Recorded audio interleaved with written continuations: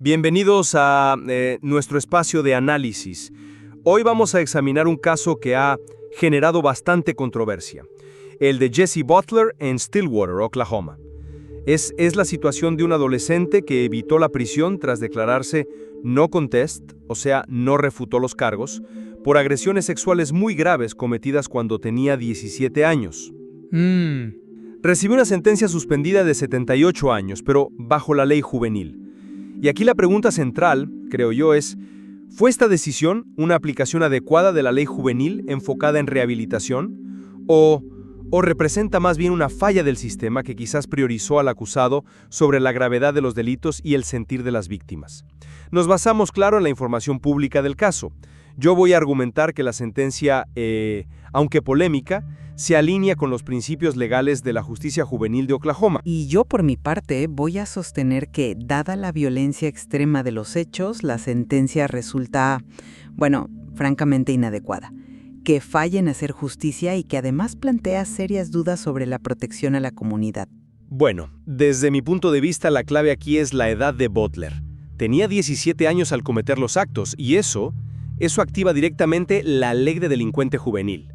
Ojo, esta ley no busca minimizar la seriedad. Al contrario, impone una supervisión muy estricta hasta los 19 años. Hablamos de terapia especializada, servicio comunitario, monitoreo casi diario, toque de queda, y es fundamental entender esto. Si incumple cualquiera de estas condiciones, se enfrenta a la sentencia completa, los 78 años. El sistema juvenil, por diseño, prioriza la rehabilitación, y hay estudios, bastante evidencia que sugiere que jóvenes ofensores sexuales que completan tratamientos específicos tienen tasas de reincidencia menores. Se trabaja sobre patrones cognitivos, conductuales. Además, la Fiscalía argumentó, y sé que este es un punto sensible y disputado por las familias, lo reconozco, que el acuerdo evitaba revictimizar a las jóvenes en un juicio largo y público. Entiendo perfectamente la base legal que mencionas, de verdad.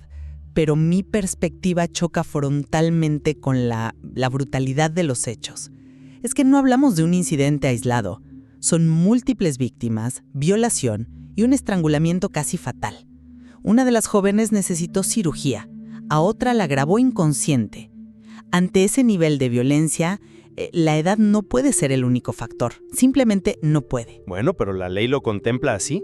Sí, pero existía la opción de juzgarlo como adulto. Y a mi juicio, era lo que correspondía aquí. Esta sentencia suspendida en la práctica trivializa un trauma inmenso. Ignora una señal de alarma crítica. El estrangulamiento es un conocido predictor de violencia letal futura. Y no podemos olvidar a las familias. Ellas expresaron su indignación, se opusieron al estatus juvenil, estaban dispuestas a testificar. Se sienten, y con razón, abandonadas por el sistema. Y además está el otro tema, que no es menor, la percepción pública. Hay una sensación fuerte de posible trato preferencial por las conexiones de Butler con la Universidad Estatal de Oklahoma, la OSU. Su padre fue directivo ahí, la jueza y la fiscal son exalumnas. Eso, inevitablemente, socava la confianza en la justicia. Comprendo la conmoción. La gravedad de los actos no está en duda, para nada. Sin embargo, la ley juvenil se diseñó precisamente para eso, para considerar el potencial de cambio en adolescentes. Su madurez, su control de impulsos, todavía están en desarrollo. La rehabilitación supervisada, con la amenaza real y es real de una condena de décadas, es un mecanismo previsto en la ley. No se trata de excusar el acto, sino de aplicar el marco legal específico para menores que contempla vías distintas al encarcelamiento inmediato si se cumplen ciertos criterios y si existe un plan de supervisión y tratamiento intensivo. Justamente, los programas buscan corregir esas señales de alarma que mencionas. A ver, ese argumento sobre el desarrollo juvenil tiene peso en abstracto, sí. Pero me pregunto si es suficiente ante actos de esta naturaleza, tan extrema. ¿De verdad una supervisión que termina a los 19 años mitiga el riesgo asociado a alguien capaz de estrangular a otra persona casi hasta matarla? La ley permite flexibilidad, pero la magnitud aquí era excepcional. ¿Y sobre las víctimas? ¿Es justo priorizar evitarles un juicio si ellas mismas expresaron su voluntad de participar, de testificar? Su voz parece haber quedado relegada, ¿no? La justicia también tiene que sentirse como tal para quienes sufrieron el daño directamente. Sí, aunque yo lo enfocaría distinto. El proceso para certificarlo como delincuente juvenil se siguió conforme a la ley de Oklahoma. Se evaluaron los factores requeridos, la supervisión es intensiva, la terapia es específica para ofensores. El riesgo nunca es cero, por supuesto, pero se optó por una vía controlada, legalmente establecida, con consecuencias drásticas si falla. En cuanto a las víctimas, bueno, la Fiscalía tiene la potestad de buscar acuerdos considerando múltiples factores, incluyendo el posible impacto de un proceso largo, aunque esa valoración, claro está, sea dolorosa y muy discutible para las afectadas. Disculpa, pero eso me cuesta aceptarlo cuando la percepción de inequidad es tan fuerte y es dañina. Las protestas ciudadanas, la solicitud de investigación por parte de un legislador estatal, las conexiones con OSU que ya mencioné, todo esto genera una sombra de duda muy grande sobre si la balanza de la justicia se inclinó por factores ajenos al caso en sí. Cuando la comunidad percibe que el estatus social puede influir en sentencias por crímenes tan atroces, la legitimidad de todo el sistema se resiente profundamente. El resultado final, visto así, parece desproporcionado frente al daño causado y al riesgo que persiste. Reconozco plenamente la importancia de la percepción pública y la necesidad absoluta de confianza en el sistema judicial.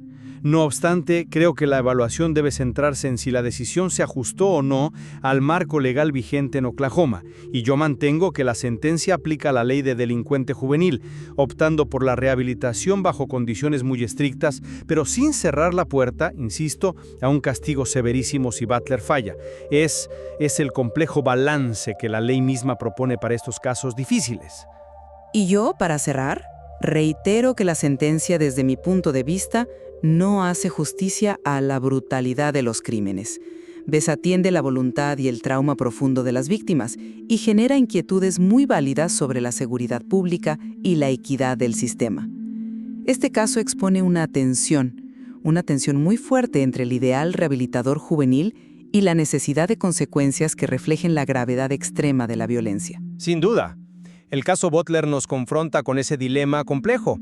¿Cómo equilibrar rehabilitación, castigo, los derechos de las víctimas y la protección de la sociedad en la justicia juvenil, sobre todo ante delitos de esta magnitud? El material fuente ofrece más matices, por supuesto, para seguir reflexionando. Efectivamente, la pregunta sobre cómo responder a la violencia juvenil grave sigue muy abierta. Y este caso es un recordatorio, un recordatorio doloroso de esa complejidad y de los enormes desafíos para encontrar respuestas que la sociedad considere justas y, sobre todo, seguras. Invitamos a nuestra audiencia a examinar la información disponible y a formar su propia conclusión.